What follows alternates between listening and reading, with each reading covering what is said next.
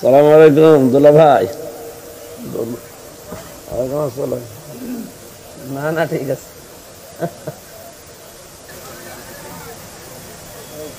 আপনার পরিচয় না, আপনার সাথে আমার এমনিও পরিচয় আছে। আমি আপনার বাড়িতে যাইছিলাম না রামসার কাজীপুরে, আমি 2 বার গেছি।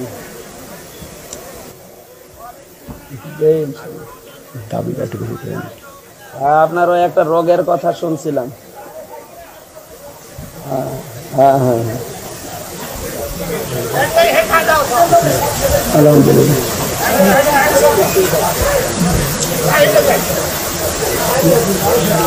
ঠিক আছে, আমি আলোচনায় আছি তো।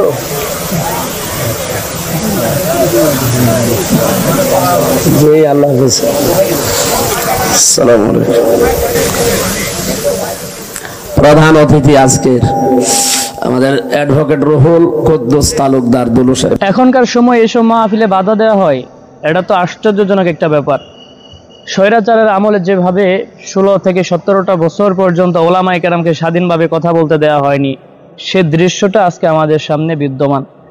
স্বৈরাচার যাওয়ার পরেও কিছু কিছু স্বৈরাচারের দোসর এখন পর্যন্ত রয়ে গেছে। ইবলিস শয়তান তো মারা যায়, কিন্তু শয়তানের সব চেলাচামুন্ডা তো মারা যায় না, তাদের সন্তানেরা তো থাকে। আওয়ামী লীগ চলে গেলেও বিএনপি নামক কিছু মুনাফিক মার্কা মুসলমান আছে আমাদের সমাজে, যারা নাম না থাকার কারণে মাহফিল বন্ধ করে দেয়। যারা একটু এদিক সেদিক দলের বিরুদ্ধে একটি কথা বললে তারা মাহফিলের মধ্যে বাধা দেয়। মনে হয় যে তাদের দল যেটা করে এটাই সঠিক, কোরআন হাদিস যেটা বলে এটা সঠিক নয়।